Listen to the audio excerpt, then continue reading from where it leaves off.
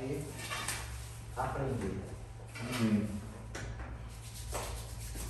Nós vamos dar aqui sequência a nossos estudos da palavra do nosso Deus.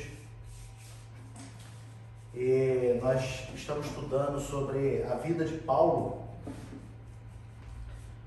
o apóstolo Paulo e todos os seus ensinamentos, desde a sua conversão, desde quando ele perseguia a igreja. E nós temos aqui uma grande referência.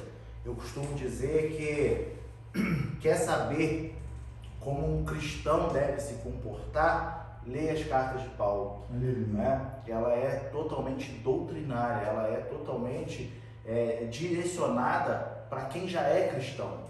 Né? Então ele ensina como um cristão de verdade deve se comportar. Então, desde Gênesis desde Romanos a Filemon, né? O apóstolo Paulo escreve que você quer entender como deve ser, porque é o assunto que nós vamos tratar hoje, justamente o zelo pela sã doutrina. E quando eu digo se eu quero saber como um cristão deve se comportar, leia as cartas do apóstolo Paulo. Por quê? Porque nós vamos ver na lição de hoje que hoje em dia estão se distorcendo muito a sã doutrina.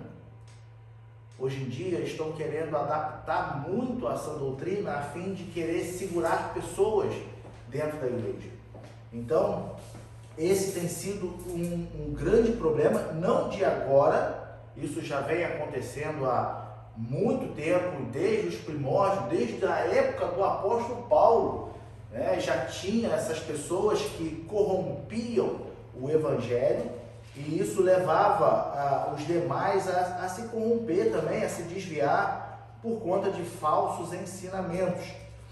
Então o apóstolo Paulo, ele chama aqui a atenção, ele nos adverte em relação à sã doutrina, a permanecermos firmes no que tem sido ensinado em relação ao Evangelho de Cristo. Então, o Evangelho, ele tem a intenção de nos mostrar o caminho da salvação e como nos comportarmos dentro desse caminho. Porque as pessoas tendem a pensar que uma vez que você se converte a Cristo, que você confessa Cristo como Senhor e Salvador da sua vida, as pessoas tendem a pensar que agora já estão salvas.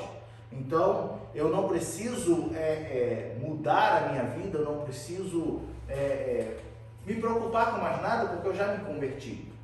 Porém, o Evangelho vai muito mais além disso. Aleluia. Né? O Evangelho, ele te mostra Jesus Cristo como o caminho, a verdade e a vida, mas também ele te mostra os teus erros, os meus erros, o que nós temos que mudar em nossa vida para alcançarmos a salvação.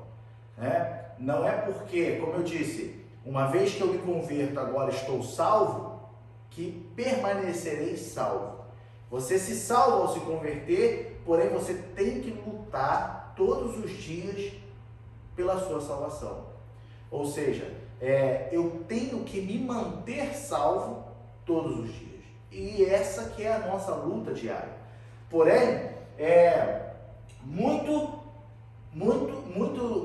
muitas igrejas têm distorcido esse evangelho, dizendo que você não precisa renunciar a certas coisas na sua vida, você não precisa mudar de direção, porque Deus quer ver teu coração, porque Deus quer o coração, né? É o que a gente ouve muito aí.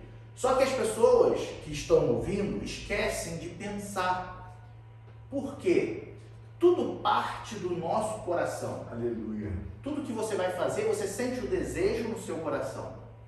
E aí, você pensa comigo, se Deus quer meu coração, somente o meu coração, e eu posso continuar vivendo uma vida qualquer, como é que Deus vai querer só o meu coração que está cheio de coisas ruins? Porque se tudo que eu faço parte do meu coração, e Deus só quer meu coração, Aí só que eu não renunciei maus comportamentos na minha vida, eu não renunciei mais atitudes que eu tinha, que eu tomava, meu caráter não mudou, eu continuo fazendo todas essas coisas com meu coração cheio de maldade. Aí vem me dizer que Deus só quer meu coração cheio de maldade? Não tem como. Não tem lógica, entende? Então, Deus, ele fala assim, Deus é espírito e o que importa é que todos os adorem em espírito e em verdade. Ele quer corpo, alma e espírito. E não só em espírito, e em verdade. E em verdade. Que adora em espírito, mas falsamente. Né? Exatamente. Em Então, verdade. a Bíblia diz que é corpo, alma e espírito. Nós devemos entregar tudo para Deus. Devemos renunciar tudo em nossa vida a fim de nos mantermos salvos. Entende? Então, essa é a nossa luta. Esse ponto onde eu tenho que renunciar todos os dias certos desejos da carne, certos comportamentos da carne, essa é a nossa luta diária. Isso que nós temos que nos conservarmos salvos. Nós temos que nos conservarmos cristãos. Por quê? Porque nós estamos cercados, ao nosso derredor está o diabo, bramando como um leão a fim de nos tragar. Enquanto a gente acha que está tudo na paz, mas ao seu redor há uma guerra espiritual muito grande. A carne contra o espírito e o espírito contra a carne. A todo momento existe essa guerra. A gente não vê, mas acontece. E a Bíblia nos diz que os anjos do Senhor estão ao nosso redor para nos guardar, ao nosso redor. Entende? Então, pode entrar.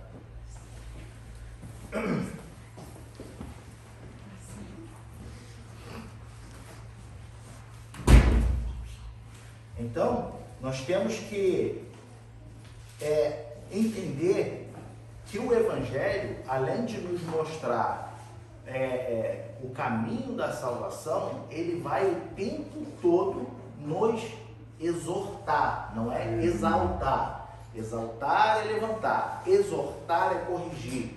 Né? O Evangelho está todo o tempo nos corrigindo. Por quê? Todos os dias nós cometemos erros. Verdade. Né? Todos os dias nós erramos. Todos os dias vem maus pensamentos na tua cabeça, no seu coração, e nós temos que lutar contra isso, porque o mundo, o sistema mundano, as coisas lá fora, elas não fazem folga, não tem dia de folga. É o dia todo, é todo dia as coisas sendo oferecidas para nós. E se nós nos deixarmos levar por essas coisas, nós começamos a nos desviar. Então, voltando aqui em relação à lição. A lição de hoje, ela tem por título o zelo pela sã doutrina. Ou seja, a preocupação do apóstolo Paulo, quando ele implantou várias igrejas. O apóstolo Paulo, a gente já viu em outras lições que ele não ficava somente em um lugar, mas ele chegava, pregava o evangelho, aí ali pessoas se convertiam, ele cuidava daquelas pessoas, porém, o apóstolo Paulo era missionário, e ele tinha como missão expandir o evangelho, abrir outras igrejas. Só que quando a gente fala abrir outras igrejas, não é como nos dias de hoje, que é construir um templo e falar, botar uma placa Assembleia de Deus e falar, abrimos uma igreja ali. A igreja que o apóstolo Paulo, ele abria, podemos dizer assim, né? Era realmente a igreja de Cristo. Era pessoas que se convertiam e ali estavam sedentas para aprender o evangelho. Essa era a igreja. Porque a igreja templo é feito por mãos de homem. Mas nós somos a igreja de Cristo. Você é a igreja de Cristo. Os irmãos são a igreja de Cristo. Entende? Esse templo aqui, se amanhã a gente sair daqui e for para outro lugar, isso aqui pode virar uma loja, uma boutique, pode virar qualquer outra coisa. Entende? Então, mas a igreja de Cristo agora está em outro endereço. A igreja de Cristo está lá. Então, o apóstolo Paulo ele implantou várias igrejas, certo? Só que, como eu disse, o apóstolo Paulo ele não ficava naquele local, mas ele deixava pessoas preparadas por ele para tomar conta daquela igreja. E, diferente dos dias de hoje, o apóstolo Paulo, ele viajava ao redor das outras nações, ao redor do mundo, né? Podemos assim dizer, mas ele não abandonava aquela igreja implantada, ele não abandonava aquele que ficava de frente para aquela igreja.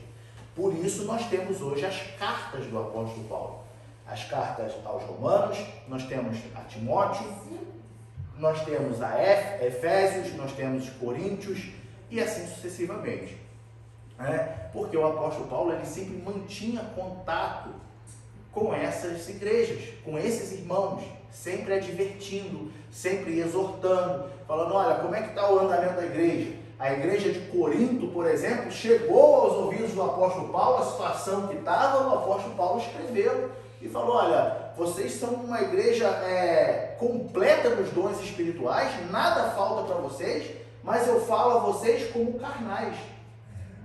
Eu falo a vocês como meninos, porque estava cheio de problema aquela igreja. Então, em todas as suas cartas, o apóstolo Paulo, ele sempre exorta a seriedade, a tomarmos cuidado para não corrompermos a sã doutrina, para não corrompermos o evangelho.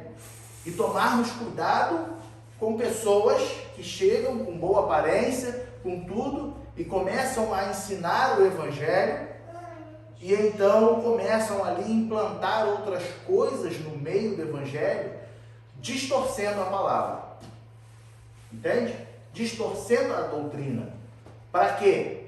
Qual o propósito disso? A fim de massagear o ego das pessoas, para que você se sinta confortável em estar aqui, não, porque lá na igreja do pastor Joara, eu escuto o que eu quero ouvir, por isso que eu gosto de lá. Eu quero ouvir o quê? Que Deus vai me abençoar, eu quero ouvir o quê? Que Deus vai me dar isso, que Deus vai me dar aquilo, que eu vou ser vencedor, que eu vou ser campeã, né? É isso. Então as pessoas se sentem confortáveis, mas quando chega na igreja do pastor Joara, né? Onde o pastor Joara é um homem que preza pela integridade da palavra, aí chega aqui e fala, você tem que orar, você tem que jejuar, senão você não vai ter nada. Se você não buscar a Deus, tu vai para o inferno. Se tu não... Mas, meu Deus, muito duro. É muito dura essa palavra, mas é o evangelho. O evangelho não está aqui para ficar fazendo carinho.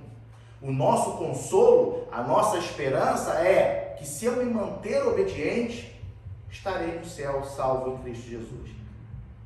Esse é meu consolo. Agora, como eu já disse e digo novamente, todos os dias nós erramos. E o primeiro erro que acontece é eu achar que eu nunca erro. Já estou errando. E aí o ego toma conta da minha vida. Aí eu preciso do quê? Do evangelho, da doutrina legítima, íntegra, para chegar e fazer assim, ó. Pim, acorda. Você não é nada. Tu precisa se converter. Tu precisa se arrepender. Agora, se nos deixarmos levar com palavras doces, palavras agradáveis, por pessoas que chegam aqui e começam a implementar demais o evangelho, a doutrina, para que você se sinta confortável, para que você se sinta à vontade, cuidado. Com licença. Muitos querem adaptar a palavra, a igreja, à palavra. Ele deve adaptar a palavra, quer dizer, quer adaptar a igreja à palavra, enquanto ele tem que quer adaptar a palavra à igreja, enquanto ele deve adaptar a igreja à palavra. Ele tem que seguir a palavra, e não ele pegar a palavra e escolher aquele que vai agradar para adaptar para a igreja. E é o que acontece muito hoje, isso é muito perigoso. Exatamente. Então vamos ler aqui a nossa leitura bíblica em classe, que se encontra em 1 Timóteo, capítulo 6, versículos 3 a 6 e 11. 6. Capítulo 6, versículo 3. Aí vamos até o versículo 6. Isso. Certo? Então vamos lá. É o 3. É de 3 a 6. 3 a 6. Isso. Aí diz assim: se alguém ensina alguma outra doutrina e se não conforma com as sãs palavras do nosso Senhor Jesus Cristo e com a doutrina que é segundo a piedade, é soberbo e nada sabe, mas delira acerca de questões e contendas de palavras, das quais nascem invejas, porfias, blasfêmias, ruins suspeitas, contendas de homens corruptos de entendimento e privados da verdade, cuidando que a piedade seja causa de ganho. Aparta-te dos tais. Mas é grande ganho a piedade com contentamento. Vai lá para o versículo 11, pastor. Mas tu, ó homem de Deus, foge destas coisas e segue a justiça, a piedade, a fé, a caridade, a paciência, a mansidão. Amém? Ainda nós temos ainda uma segunda Timóteo, capítulo 3. 2 Timóteo, capítulo 3. Versículo 14 a 17. Diz assim: tu, porém, permanece naquilo que aprendeste e de que foste inteirado, sabendo de quem o tens aprendido, e que desde a tua meninice sabes as sagradas letras, que podem fazer-te sábio para a salvação, pela fé que há em Cristo Jesus. Toda a escritura divinamente inspirada é proveitosa para ensinar, para redarguir, para corrigir, para instruir em justiça, para que o homem de Deus seja perfeito e perfeitamente instruído para toda boa obra. Amém? Então, a nossa leitura bíblica em classe. Como os irmãos já puderam ver, né, eu já dei toda uma introdução da leitura, da lição. Nós já vemos aqui nessas duas referências, o apóstolo Paulo, ele, posso dizer, alertando a Timóteo sobre as falsas doutrinas, né? Sobre os falsos ensinamentos. E na lição de hoje, como eu disse, nós vamos ver a necessidade, o carinho por zelar pela sã doutrina, por causa desses lobos que existem, né, disfarçados, vestidos de ovelha, né, que chegam para corromper o evangelho. Porém, entrando agora na lição, existem duas coisas na teologia, tá? Teologia, estudo sobre Deus, tá? O estudo da Bíblia. Você quer aprender sobre Deus, se dado o nome da teologia.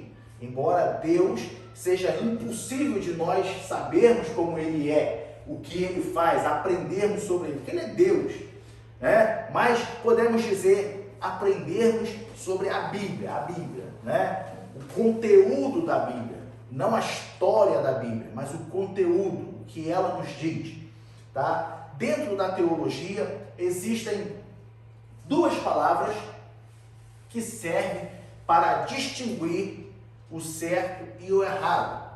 Se chama ortodoxia e heterodoxia, tá? Essas duas palavras dentro da teologia, ela serve justamente para nos ensinar, para aprendermos o que é uma igreja ortodoxa e uma igreja heterodoxa, tá? Começando pelo conceito de ortodoxia, tá? O que é uma igreja ortodoxa? Tá? Quando você ouvir falar, eu tenho certeza que você já deve ter ouvido falar esse nome, porque aquela igreja existe essa denominação, né? Existe, né? O pastor está falando que existe até a denominação, eu ainda não vi como denominação, mas normalmente a gente ouve falar, não, porque aquela igreja é bem ortodoxa, né? Aquele irmão é bem ortodoxo, conservador, né? Normalmente a gente ouve esses termos. E o conceito de ortodoxia, ela vem do grego bíblico, de um prefixo chamado ortos, tá? E essa palavra ortos, vindo do grego, ele quer dizer exatamente assim, o que é direito, o que é reto, o que é correto, tá? Então, nós podemos ver, por exemplo, falando do que é correto, nós podemos ver o que o apóstolo Paulo fala, chamando a atenção daquilo que não é correto. Por exemplo, a atenção chamando Timóteo, advertindo a Timóteo. A gente pode ler lá 1 Timóteo, capítulo 4, versículos 1 e 2, quando o apóstolo Paulo fala sobre as falsas doutrinas de demônios, entre outras coisas, versículos 1 e 2, que ele diz assim: mas o Espírito expressamente diz que nos últimos tempos apostatarão alguns da fé, dando ouvidos a espíritos enganadores e a doutrina de demônios, pela hipocrisia de homens que falam mentiras, tendo cauterizada a sua própria consciência. Ou seja, pessoas, homens, né? Quando fala homens é um termo genérico, então homens, mulheres, aquelas pessoas que levantam querendo pregar o evangelho, mas falam mentira, pela hipocrisia de homens que falam mentiras. E aí, o que a gente vê? Tendo cauterizado a sua própria consciência. A pessoa, ela começa a ensinar uma doutrina, mas, como eu disse no começo, é aquela doutrina que quer massagear o seu ego, e de tanto ela ensinar aquilo, a sua própria consciência fica cauterizada, ou seja, nada tira da cabeça dele que tem que ser daquela forma. E fica insensível também, né? Exatamente, então perde toda aquela sensibilidade de que quando é preciso corrigir, quando é preciso chamar a atenção, a gente pode exemplificar dessa forma, bate aquele medo, não, mas se eu falar isso eu vou perder a igreja. Não, mas se eu falar isso a igreja vai ficar vazia. Os irmãos vão sumir. Vai sumir todo mundo se eu começar a falar dessa forma. Entende? Então ele prefere sustentar uma mentira e ter uma igreja cheia do que pregar a verdade e ter uma igreja vazia. Entende? O que as pessoas confundem, mas poxa, é melhor uma igreja cheia, por mais que ele esteja ali distorcendo um pouquinho, poxa, não tem nada a ver, é importante que a gente está dentro da igreja. Tá, estar dentro da igreja não é estar dentro do céu, na presença de Deus, né? Então, isso nós temos que ter em mente, isso nós temos que pensar. Se eu estou dentro da igreja, eu estou na presença de Deus, entende? As pessoas tendem a confundir. Porque eu vou à igreja todo domingo. Porque todo domingo eu estou na igreja. Tá, mas e na presença de Deus? Entende? Não adianta eu vir à igreja, sentar aqui 10 horas da manhã, ficar aqui até 15 para 1 hora da tarde, como costuma terminar o culto, mas a minha cabeça está lá fora. Tudo que está sendo falado aqui, eu nem sequer estou prestando atenção, eu nem sequer estou refletindo na minha vida, nem sequer estou pedindo perdão a Deus por ser quem sou. E aí você vem querer se justificar e dizer, mas eu vou à igreja todo domingo. Sinto lhe dizer, se Jesus voltar, você vai continuar dentro da igreja. Se Jesus voltar, você vai continuar sentado no seu mesmo lugar. Porque, como eu disse, a igreja de Cristo somos nós. Isso aqui é um tempo, isso aqui vai ficar para cá. Jesus fala para os discípulos, e não ficará pedra sobre pedra. Não será derrubado. Né? Que não será derrubada. Então, preste atenção.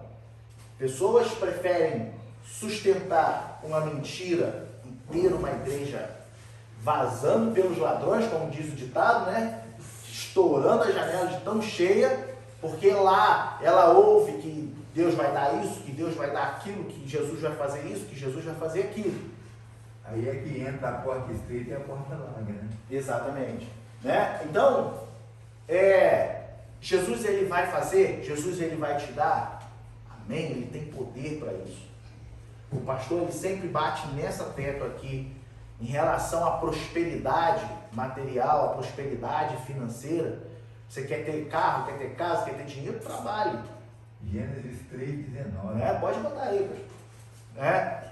É a ordem, é a prosperidade financeira, é essa ali, olha. Ora, não, no suor do teu rosto comerás o teu pão. Você quer ter as coisas aqui na terra, quer ter casa, quer ter dinheiro, trabalha. Entende? O que eu posso te afirmar é o seguinte: se você apresentar a tua vida a Deus, o que Deus vai fazer é abençoar a obra das suas mãos. Agora, isso não te isenta de regaçar a sua manga e de trabalhar. Entende? Então, o apóstolo Paulo aqui, já na nossa leitura bíblica em classe, o apóstolo Paulo ele já nos chama essa atenção. Né? E como a gente leu agora, ele diz que pela hipocrisia de homens que falam mentiras, tendo cauterizado a sua própria consciência. Então, voltando ao conceito de ortodoxia, né? Da palavra ortos, que vem do grego, significa direito, reto. Ou seja, o que é direito, reto, que a gente quer dizer? Uma igreja ortodoxa, ela está absolutamente em conformidade com um princípio da sã doutrina. Ela preza exatamente pelo que está escrito. Não se torce nem para a esquerda, nem para a direita, mas se mantém reta. Aí nós podemos ver, por exemplo, o apóstolo Paulo, agora em 2 Timóteo capítulo 1, versículo 13. O apóstolo Paulo fala sobre a sã doutrina. Conserva o modelo das sãs palavras que de mim tens ouvido, na fé e na caridade que há em Cristo Jesus. Ou seja, a doutrina cristã é ortodoxa enquanto for coerente com o que Cristo e os seus apóstolos ensinaram. Aleluia. Quer saber o que é uma igreja ortodoxa? Veja qual é a doutrina que ela prega, qual é a doutrina que ela ensina. Está em conformidade com o que Jesus Cristo ensinou, com o que os apóstolos ensinaram, então é uma igreja ortodoxa. Com licença, chegaram os irmãos novos ali, tem que explicar que não está se referindo a uma certa denominação que se diz igreja ortodoxa. Ortodoxia é a pregação pura da palavra. Explicar isso. Sim.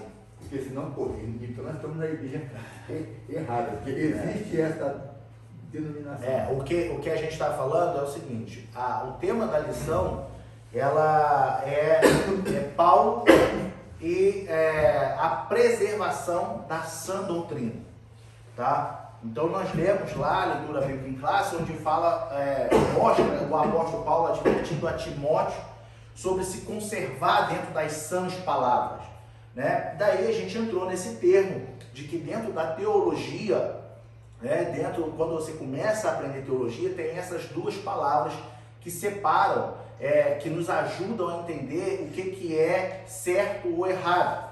E as duas palavras é ortodoxia e heterodoxia, tá? Então a gente está falando da ortodoxia, o que é uma igreja ortodoxa, entendeu? Então, não como denominação. Não como título de igreja, né? Não, mas o sentido literal da palavra ortodoxa é aquela igreja conservadora, é aquela igreja que preza pelos princípios da palavra, né? Como a gente acabou de ler aqui em 2 Timóteo, conserva o modelo das sãs palavras que de mim tem ouvido, ou seja, a igreja ortodoxa, ela é aquela igreja que se mantém nas sãs palavras que Jesus Cristo ensinou e que os apóstolos ensinaram, entende? Por que isso? Porque, como a gente já disse, muitas igrejas começam a distorcer a doutrina, interpretá-la de forma diferente, a fim de massagear os egos para manter a igreja cheia. E heterodoxia, né? Também vindo do grego, o prefixo heteros, ou hetereos, né? A palavra heresia, tenho certeza que todo mundo já ouviu falar isso é heresia, né? Tem na mesma origem, no mesmo princípio, que vindo do grego, ela significa diversos, variedades. Então, logo, a gente já consegue interpretar o que seria heresia. Seria diversas outras doutrinas, diversas outras palavras, sendo que nós temos o modelo das sãs palavras. A heresia, ela faz um misto da palavra e dentro daquele misto ela tira um.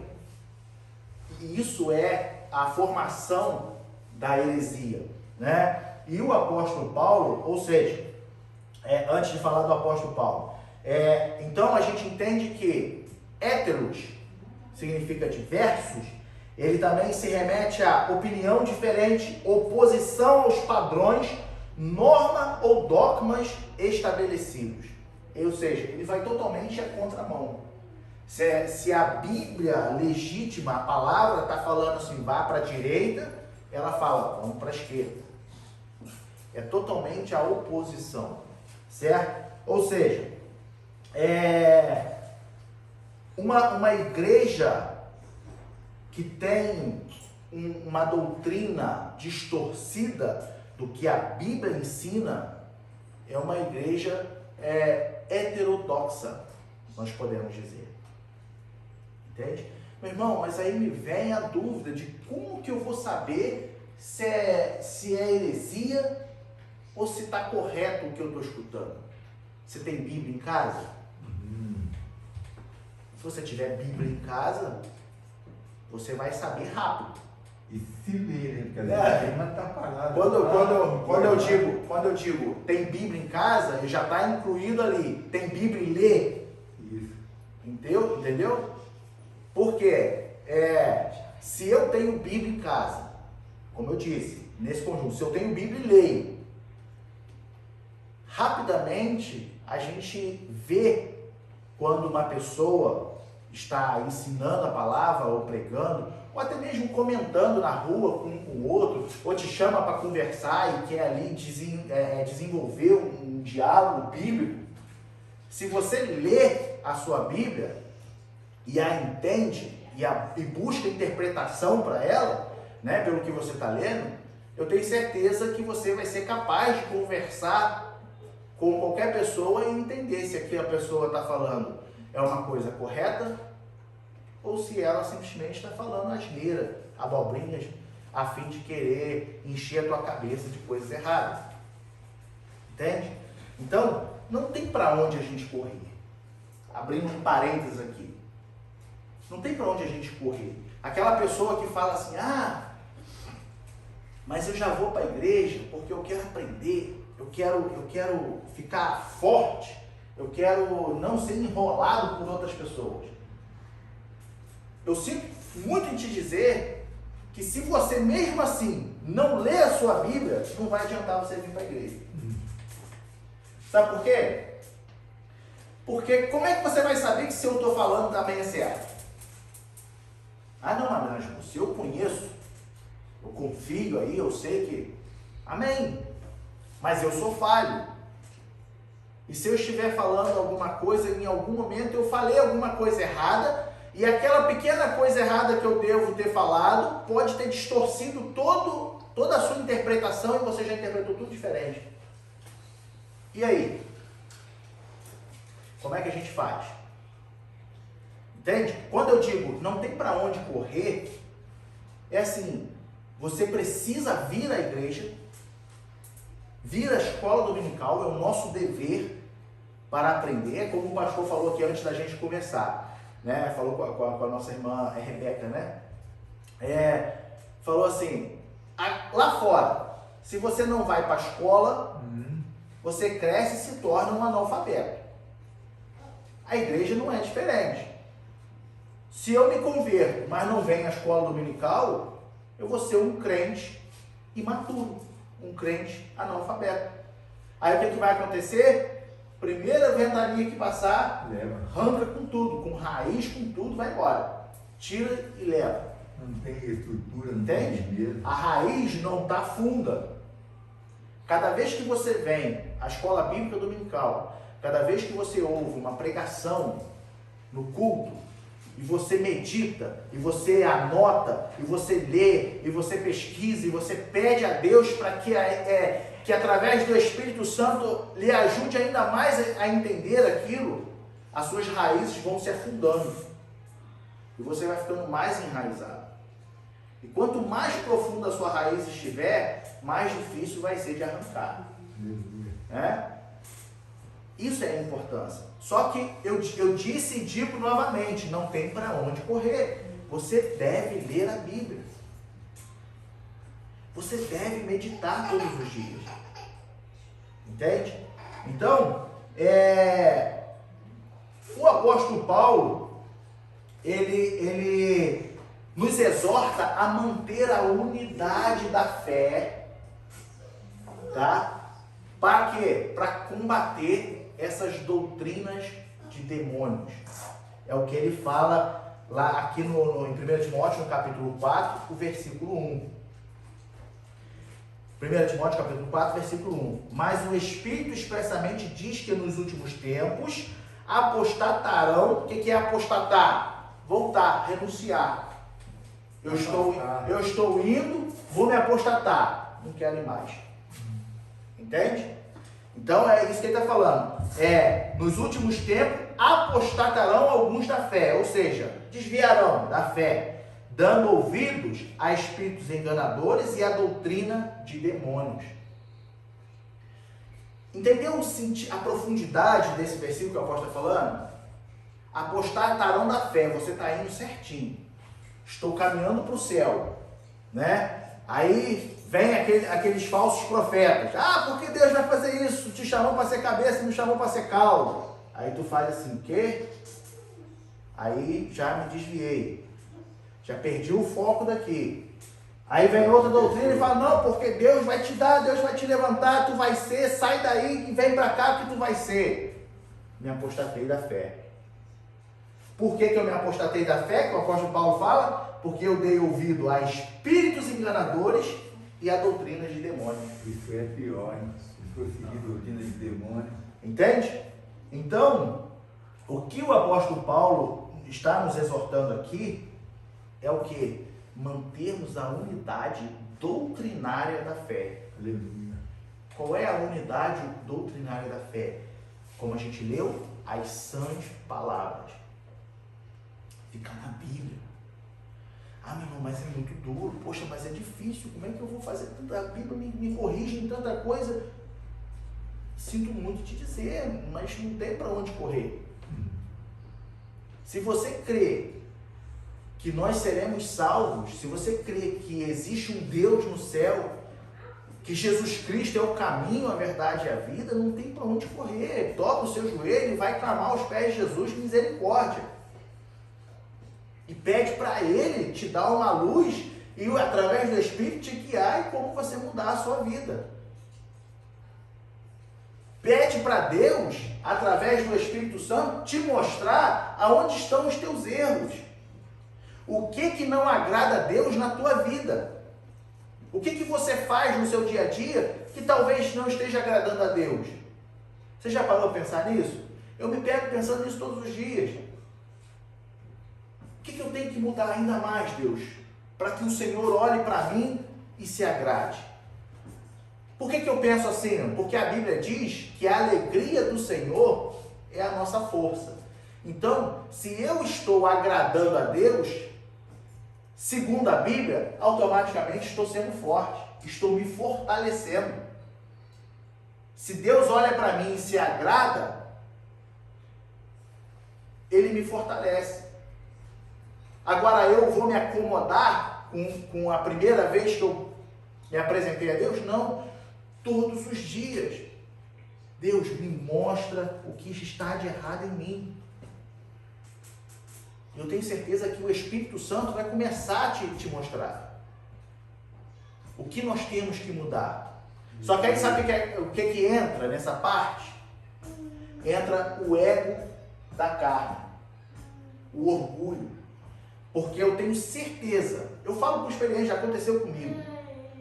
Eu falei com Deus, me mostra onde eu estou errado. E estou vivendo. Um determinado momento do dia, eu me comportei de tal forma. E aquilo doeu no meu peito. E eu lembrei da minha oração. O que é isso? O Espírito falando, aí está teu erro. Um deles, né? Não, um deles, né? Mas olha o teu erro aí. E aí, o que eu digo que acontece, que já aconteceu comigo, é falar, não, mas isso aqui não é não. Isso aqui, isso só foi um momento de estresse. E aquilo fica ardendo no teu peito, fica, tu sabe que não é assim, mas teu coração fala, mas tua mente não fala, né? Aí entra aquilo que a gente falou de estar cauterizado, né? Teu coração está ardendo porque o Espírito está falando, olha, isso aí é uma das coisas que você tem que mudar. Mas aí você, com o seu ego, fala assim, não, mas isso não vai acontecer de novo, não. Ao invés de falar, Deus, então me perdoa. Me ajuda a melhorar. Entende? Então, eu tenho certeza de que se você dobrar o seu joelho, lá no seu particular, na sua casa, e falar assim, Deus, eu quero mudar. Me ajuda a melhorar. Eu tenho certeza que a palavra vai te falar. Eu tenho certeza que quando você vier à igreja para cultuar, o estudo da palavra vai te falar. A pregação da palavra vai te falar. Só que aí eu pergunto, você está pronto para ouvir? Porque é a sã doutrina. Não vai ser distorcida para que você se sinta, então graças a Deus isso eu não preciso abrir mão, isso eu não preciso mudar. Entende? Então, o que o apóstolo Paulo está falando aqui é que a igreja deve ser, portanto, ortodoxa, conservadora das sãs palavras. O praticar a ortodoxia. Né? Praticar a ortodoxia. É exatamente como Jesus Cristo ensinou e como os discípulos ensinaram. E não ficar ali distorcendo. Por que isso? A gente entra no segundo ponto da nossa lição. Que era o quê? A ameaça de corrupção doutrinária. O que acontece? Nós podemos pegar como exemplo, lá aqui em 1 Timóteo, no capítulo 1, versículo 3, nós temos aqui um exemplo de heterodoxia que o apóstolo Paulo fala. Tá? 1:3, ele diz assim, Paulo... Como que eu vi, né? Deixa eu ver aqui se é isso. 1:3. 1:3, desculpa. Como te roguei, quando parti para a Macedônia, que ficasses em Éfeso, para advertires a alguns que não ensinem outra doutrina. Sabe o que ele quer dizer aqui? Ele está usando, vindo do grego, tá? Ele está usando a palavra héteros, que é diversas, que vem contra. Então, se a gente fosse pegar essa partezinha e traduzir novamente do grego no sentido literal, ficaria mais ou menos assim, para advertires a alguns que não ensine diversas doutrinas, falsas doutrinas, doutrinas enganadoras, doutrinas que vai contra as sãs palavras. Isso. É isso que ele está querendo dizer aqui. Por que isso? Tá? Porque desde aquele tempo, como eu disse, em Éfeso, em Corinto, né? Aquela área da Grécia ali, então, tinha muito das pessoas que ouviram a palavra, acreditaram na palavra, creram que existe um Deus. Portanto, o apóstolo Paulo chega e fala assim, ó, eu vim falar a vocês sobre o altar que vocês levantaram ao Deus desconhecido. Porque eles tinham vários altares aos deuses da mitologia, mas tinham lá o Deus desconhecido. E o apóstolo Paulo fala assim, eu vim falar sobre esse Deus que vocês não conhecem. Vocês o adoram, mas não conhecem, né? Edificaram um altar a ele, mas não sabem quem é. É sobre esse Deus que eu vim falar. Então ali tiveram muitas pessoas que creram nas palavras, na sã doutrina, se converteram. Não se converteram, não posso usar esse termo agora, mas acreditaram, porém não largaram os costumes pagãos. Então eles ou se pagãos. convenceram. Hã? Então eles se convenceram. Se convenceram de que existe realmente um Deus, mas não deixaram a sua cultura pagã. Aí qual é o problema disso? O problema é que começaram a se levantar falsos ensinadores que começaram a implementar o que ainda acontece nos dias de hoje, a tal da filosofia no meio da doutrina. Começaram a implementar, distorcer os ensinamentos do apóstolo, implementando ali certas filosofias. Nós temos aqui na Bíblia, nesse tempo, o apóstolo Paulo combatendo nós podemos já falar deles, aos judaizantes legalistas, e a gente já teve uma lição falando sobre isso, sobre o gnosticismo, que o apóstolo Paulo combatia todo o tempo. O que eram os judaizantes legalistas? Em Atos dos Apóstolos, nós vemos quando o apóstolo Paulo e Barnabé voltam a Jerusalém e chegam lá, eles têm uma discussão com os judeus, com os outros apóstolos judeus, porque não queriam aceitar que os gentios se convertessem a Cristo e não fossem circuncidados. Atos 15, né? Atos 15. Leia lá depois, Atos capítulo 15. Por que isso? Porque a lei mandava que todos que fossem nação santa, nação de Deus, tivessem que ser circuncidados. Tinha que cumprir as regras da lei, tinha que participar das festas, tinha que fazer todo o ritual judaico. Então, esses judeus, eles começaram, e o apóstolo Paulo e Barnabé, então, começaram a discutir sobre isso. Porque os judeus não estavam aceitando que os gentios se convertessem a Cristo, mas não se submetiam às leis judaicas.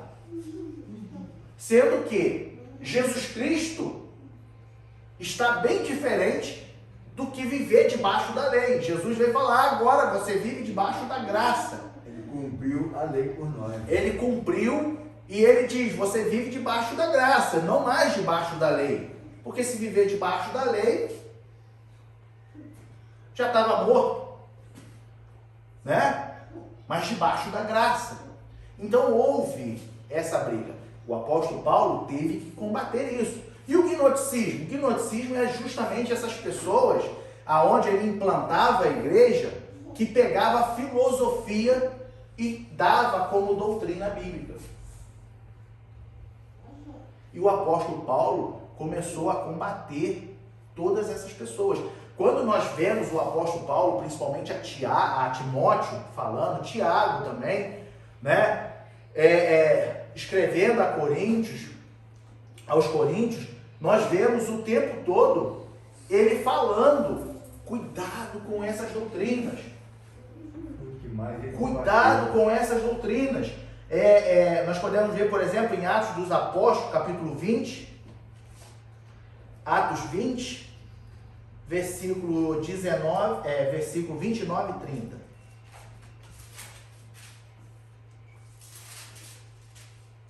Ele diz assim, porque eu sei isto, que depois da minha partida, entrarão no meio de vós lobos cruéis, que não perdoarão o rebanho. E que dentre vós mesmos se levantarão homens que falarão coisas perversas para atraírem os discípulos após si. Tá vendo? Muito profundo.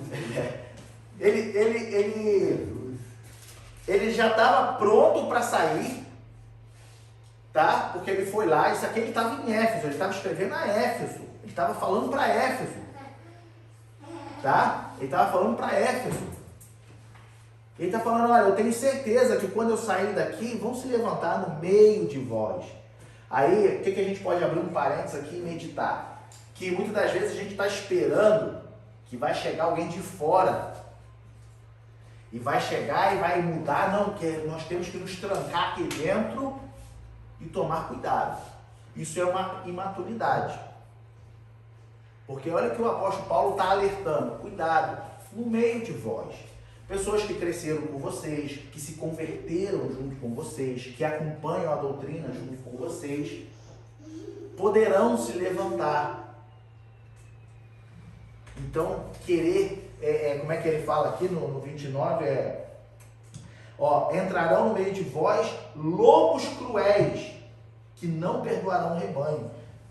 E aí ele fala, e que dentre vós mesmos se levantarão homens que falarão coisas perversas. Aí, lembra que eu falei que não tem para onde correr? Eu falo de novo. Não tem para onde correr. O dever, eu posso falar, a obrigação de estudarmos a Bíblia é todo dia, todo momento. Não só quando viemos à igreja. Não acreditamos somente na doutrina. Porque a minha igreja eu já confio. Porque eu já conheço o pastor Joab, então eu já sei como é que ele vai me ensinar, então não preciso nem ler a Bíblia. Ele falou, guardei no coração e não preciso estudar. Cuidado com isso. Verdade. Seja quem for. Mas é muito atual, né, esse texto, porque a palavra perversa ali, eu imagino que seja no sentido de falar coisa maldosa Maliciosa, que atrai as pessoas, né? Então, exatamente. é o que mais tem hoje em dia, A gente pode traduzir por astúcia também, né? astúcia. Astúcia. Falando E coisas o que é pior, para atirar, para atraírem os discípulos após si. Ou seja, para fazer com que as pessoas sigam a ele e não a Cristo. Exatamente. Então, como você disse, ô Eu Vinícius. até marquei aqui, porque Deus já me acendeu com uma luzinha. Quer ver um ponto disso? Corinto. A igreja de Corinto estava passando uma situação dessa e logo no início da carta em 1 Coríntios, no capítulo 1, o apóstolo Paulo, quando fala assim no versículo 12, quero dizer com isso que cada um de vós diz, eu sou de Paulo, e eu de Apolo, e eu de Cefas, e eu de Cristo. Ou seja, tinha um grupinho de cada pessoa. Por quê? Por que tinha um grupinho de cada E as pessoa? preferências. Porque cada um já estava ensinando de forma diferente. Entende? Então, esse já era um problema na igreja de Corinto, já existia esse problema na igreja de Éfeso, como o Vinícius disse. É atual. No Brasil tem muito esse costume de uma igreja, pelo menos da cidade onde eu venho, tem a igreja sede, várias congregações, né? E aí as congregações são os presbíteros que dirigem, que tomam conta das congregações e prestam satisfação à igreja sede. Funciona assim. Porém, algumas igrejas têm 2 presbíteros na direção. E na igreja de onde eu venho já aconteceu isso. Da congregação de onde eu venho já aconteceu isso. 2 presbíteros, 2 igrejas dentro de um. Metade da igreja gostava do presbítero X, metade da igreja do presbítero Y. Quando o presbítero X estava na direção, a igreja ímpar não vinha. A igreja Y não vinha. Por que isso? Se o evangelho é um só? Porque será que um amassagia mais o ego e o outro é mais duro? Será que os dois pregam coisas diferentes, não em relação a massagear o ego, mas de que Deus vai te dar isso, Deus vai te dar aquilo, e aqui, se você não trabalhar, você não vai ter nada? Como é que é? É certo isso?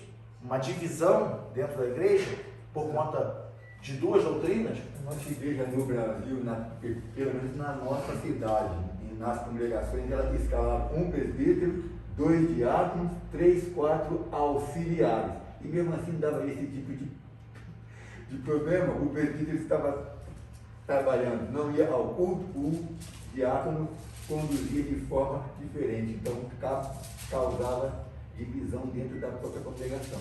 Mas acho que não é só culpa dos dirigentes, não. Acho que é culpa nossa mesmo. Que aceitam. Porque se a gente meditasse na palavra e não viesse para o culto, porque tem muita gente que só vem para o culto para ouvir a palavra, né, se alimentar no culto. Não que isso seja errado, mas que cai no que o Ivan falou. A gente quer massagear o ego. Fulano está pregando uma coisa que não me agrada. Eu não serve para mim. E não é que não serve, é que você não ouvir aquilo, né? Que é a verdade.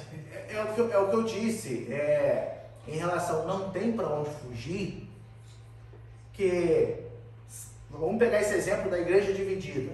Se a igreja lesse Bíblia, a igreja poderia levantar contra os dois presbíteros e falar, vocês precisam se acertar porque a Bíblia é uma só. Aleluia, o certo é isso. Está entendendo? A igreja tem esse poder. Os irmãos, como membros, têm esse poder. Se tem uma liderança que está dividida, mas a igreja é aquela igreja, como é que se fala? Igual a igreja, os crentes de Bereia, que examinavam, né, que estudavam, que aprendiam. Imagina que nós somos os irmãos de Bereia. E tem uma liderança dividida. Aqui, pastor, presbítero, diácono, vem cá, olha só, vocês estão. O pastor fala isso aqui, você fala isso aqui, mas a Bíblia está falando no meio. Aqui já aconteceu isso e alguns irmãos repreenderam o obreiro no culto. Então, aí. Já aconteceu. Eu não estava aqui, eu estava no Brasil, tinha dado um ensinamento sobre determinado assunto. Eu estava aqui. O diácono veio e pegou completamente contrário. Aí, os irmãos se levantaram e ele ficou, passou vergonha. Eu tava aqui nesse dia quando era o outro Fala diácono. não. Não vou falar não. O outro diácono, agora já nem está aqui mais, mas o outro diácono estava aqui dando estudo, era a escola dominical. E ele começou a falar de novo de um assunto que o pastor já tinha ensinado e colocado uma pedra em cima. Falou, gente, isso aqui está errado, acabou. Aí ele quis ressuscitar esse assunto. E aí, como o pastor disse, os irmãos levantaram e falaram, olha, o pastor já ensinou e a Bíblia está falando assim, e aí a cara vai para onde, né? A cara derrete aqui e se esconde aqui embaixo, aqui, ó. Entende? Então... Até saiu da igreja. Então, aí, o senhor comentou, né? Saiu da igreja. Aí vai falar, mas a culpa foi de quem? A culpa é dele. Ninguém expulsou ele. Entende? Então, tome cuidado. Tome cuidado. O que acontece? Como nós estamos falando, na igreja de Éfeso, a igreja de Corinto já tinha esse problema, e o apóstolo Paulo o tempo todo ele está advertindo a igreja, advertindo os dirigentes, a liderança daquelas igrejas, a tomarem cuidado com o quê? Com as fábulas, com as genealogias intermináveis que eles pegavam e começavam a contar. Isso acontece ainda muito nos dias de hoje. Pessoas que começam a querer contar historinhas paralelas com, como é que se fala? Com um efeito moral, né? Para que você ouça e você se sinta. Trabalho de coach, né? Como o pastor mesmo já disse. Aqueles trabalhos de coach, aquelas pessoas que são coach de empresa, que vai na empresa para te dar um gás, para tu aprender a vender, para tu aprender a se relacionar com os colegas. As pessoas estão pegando certas técnicas e aplicando em relação à pregação da palavra. O problema que eu vejo é que ao aplicar muitos começam a distorcer, e esse é o problema. Então, agora uma opinião minha pessoal, eu prefiro não arriscar usar determinadas técnicas e correr o risco de corromper o evangelho. Então eu prefiro não ter técnica nenhuma, falar mais na pedra e na marreta mesmo ali, bater. Normalmente, esses ensinamentos de coach na igreja, o obreiro está incutindo na cabeça da igreja de quê? De produzir, mas produzir financeiramente. Então ele está visando a lã, a carne, o leite, a gordura e o osso da ovelha, entendeu? Exatamente. Sério, Então, por exemplo, o apóstolo Paulo fala lá em Colossenses, no capítulo 2, versículo 18. Sobre isso, o apóstolo Paulo está advertindo a igreja sobre esses cultos aos anjos, né? Essas fábulas, essas coisas. Ele fala aqui, ó: ninguém vos domine a seu bel prazer, com pretexto de humildade e culto dos anjos, metendo-se em coisas que não viu, estando debalde inchado na sua carnal compreensão. Se metendo em coisas que não viu, culto aos anjos, né? E ele fala: ninguém vos domine a seu bel prazer, com pretexto de humildade. Então, como a gente já leu aqui, aqueles lobos vestidos de ovelha que chega para comer a carne, entende? Nós temos que tomar cuidado com isso, e eu já falei e vou falar de novo até o final da lição. Não temos para onde correr, não existe outra forma a não ser lermos a Bíblia, aprender, porque não é somente ler, é aprender, é meditar, entende? É entender, poxa, por que o apóstolo Paulo falou isso? Para quem que o apóstolo Paulo está falando? Aquele povo, aquela igreja que o apóstolo Paulo estava falando, por que ele falou isso para ela? O que estava acontecendo nela? Entende? E aí você começa a entender. E aí quando você entende essas coisas, você começa a refletir hoje dentro da sua igreja e dentro da sua própria vida. Está acontecendo isso? É isso que eu estou vendo? É isso que está acontecendo? Então, peraí, o apóstolo Paulo já tinha falado para tomar cuidado. Entende? Então, temos que ter cuidado. Aí, um ponto que o escritor deixou aqui na lição, ele diz assim, olha, o conhecimento das Escrituras, veja bem, conhecimento das Escrituras não é para ostentar vaidade pessoal ou capacidade de intelecto. Aleluia. Um parênteses. Acontece muito hoje. Um parênteses. Pessoas que botam um anelzão aqui, ó, de formação teóloga, bacharelado, não sei das quantas, doutor, senta no púlpito, como o pastor já falou aqui no último culto aqui de Santa Ceia, né? Ele chega, a igreja se levanta para receber o reverendo, né? Ou seja, por quê? Porque é um homem estudado, porque é um homem formado. Olha o que ele diz. Isso é o escritor, não está na Bíblia, mas o escritor está nos alertando, ó. Comentarista. O comentarista. O conhecimento das Escrituras não é para ostentar vaidade pessoal ou capacidade de intelecto, mas é para quê? Para nos fazer caminhar com um coração puro, uma boa consciência e uma fé não fingida. Essa é a necessidade de termos o conhecimento. Para o quê? Caminhar com um coração puro e uma fé não fingida. Lembra que eu falei sobre a raiz? Está enraizado? Ninguém te arranca dali não, é só se Deus quiser. Você está estruturada na palavra. Sabe, o homem que construiu a casa na areia e o homem que construiu a casa na rocha? Quando estudamos a palavra, estamos edificando a nossa casa sobre a rocha. Aleluia. Pode vir a tempestade, mas a nossa casa vai estar ali, ó. Aleluia. Nosso alicerce Glória vai estar firme. E isso não é para ostentar conhecimento, capacidade intelectual, ter um vocabulário muito amplo, não. É simplesmente para te manter vivo, para te manter salvo, para te proteger das coisas. para a gente encerrar a nossa lição. O apóstolo Paulo, ele também fala que a igreja de Cristo, ela é a guardiã da sã doutrina. Ou seja, nós como igreja de Cristo, nós temos que defender a sã doutrina. Ele fala também que nós somos dispenseiros dos mistérios. Exatamente. Né? Então, a gente pode ver de novo aqui em 1 Timóteo, capítulo 3, versículo 15. 3,15 de 1 Timóteo. Que ele diz assim: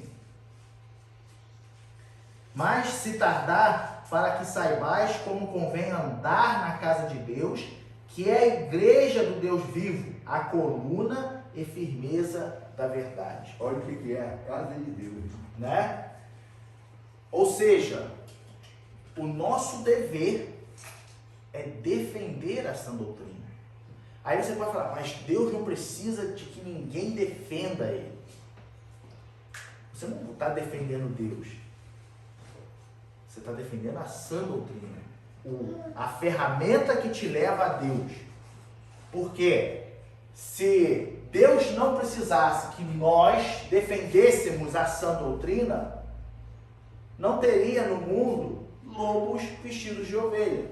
Não teria no mundo pessoas que chegam dentro da igreja e corrompem a igreja para arrancar dinheiro da igreja. Aonde não se prega mais céu e inferno, só se prega prosperidade. Muitas pessoas, hoje, das igrejas de parede preta, de fumaça e tudo, nunca sequer têm ouvido falar sobre a mensagem da cruz,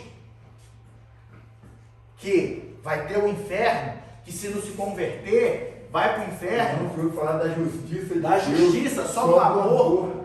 Exatamente.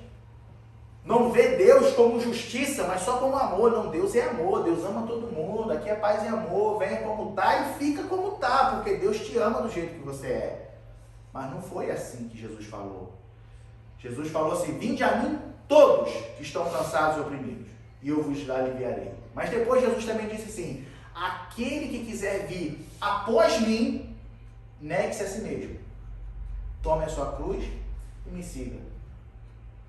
Negue-se a si mesmo. O que é o negue-se a si mesmo? Essa bagagem que tu está trazendo junto para... Opa, peraí. Bagagem fica para cá, porque após Jesus Cristo, o céu, eu tenho que deixar vocês tudo para trás. E eu vou sozinho. Renúncia. Renúncia. Pode falar. Porque muitos hoje em dia, nas redes sociais, você vê muita gente alegando isso, que Jesus andava com as prostitutas, andava com os bêbados, andava com os pobres. Ele não andava com as prostitutas. Ele teve aquele encontro com aquela prostituta. Que os fariseus trouxeram. Mas se Jesus ainda estivesse por aqui hoje, eles falam, né? Com certeza ele me aceitaria do jeito que eu sou, mas aquela história, né? Eles falou, só sabem na parte do amor, mas exato. Não querem ser de fato uma mudança. Entende? Porque as pessoas não se atentam quando falam assim, eu me converti. E eles falam que Jesus é o cara legal, o que estraga os fãs. Os fãs, O que acontece é o seguinte, as pessoas não se atentam quando falam assim, não, eu me converti. Por quê? Já se tornou uma palavra muito casual na sua boca, nos seus ouvidos. Mas o que é uma conversão? Vamos falar de uma coisa, um exemplo claro, muito básico, todo mundo usa, muito esdrúxulo, a gente pode dizer. Dirigir um carro. Converte à direita. O que você faz? Você está indo reto, converti à direita. Virou. Converte à esquerda. Faz uma conversão de 180 graus. Você está indo e você vai voltar. Conversão é mudança de direção. Quando eu falo eu me converti a Cristo, é porque eu seguia a direção do mundo e agora eu me converti a Cristo. Eu mudei a minha direção. Cristo e o mundo, eles vão exatamente um contra o outro. Os costumes do mundo não se encaixam na direção que leva a Deus. Então, as pessoas não se atentam à profundidade da palavra, me converti a Cristo. Se converteu mesmo? O que mudou na sua vida? Entende? Já foi ensinado aqui nas outras lições pelo Diácono Diego, o pastor também já falou sobre isso, de que muitas das vezes a conversão não acontece no modo instantâneo. Muitas pessoas, elas aceitam, se convencem, mas a conversão vai acontecer ao longo do tempo. Pessoas como o próprio apóstolo Paulo, ao cair do cavalo, já caiu convertido, porque dali ele já levantou e falou, quero pregar a palavra, quero ensinar. A primeira coisa que ele perguntou, Senhor, o que queres que eu faça? O que queres que eu faça? Quando ficou. Né? Foi uma conversão instantânea. Existem cristãos, existem crentes que estão na igreja há 30 anos e ainda não se converteram. Mas se convenceram. Existe um Deus, o Evangelho, mas e a sua vida? Aí já está indo de contramão ao mundo? Ou você está ali meio paralelo? Como o Diego costuma dizer, pegou um atalho, mas depois voltou de novo para o caminho? Entende? A profundidade. Então nós temos que tomar cuidado com isso. O que nos leva a defender o Evangelho? Tudo se resume ao amor. Tudo se resume ao amor.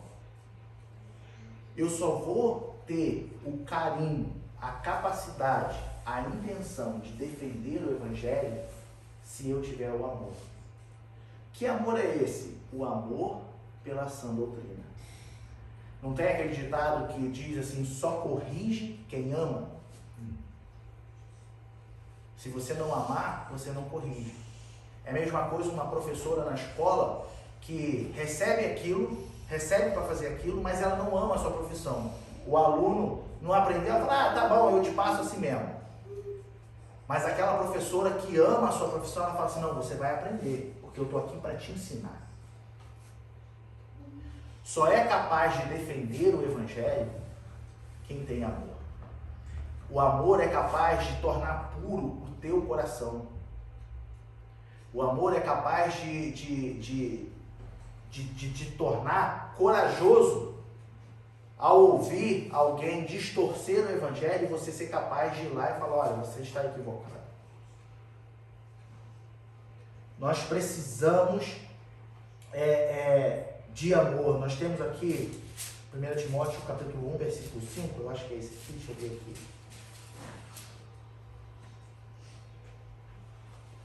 Olha, 1 Timóteo capítulo 1, versículo 5.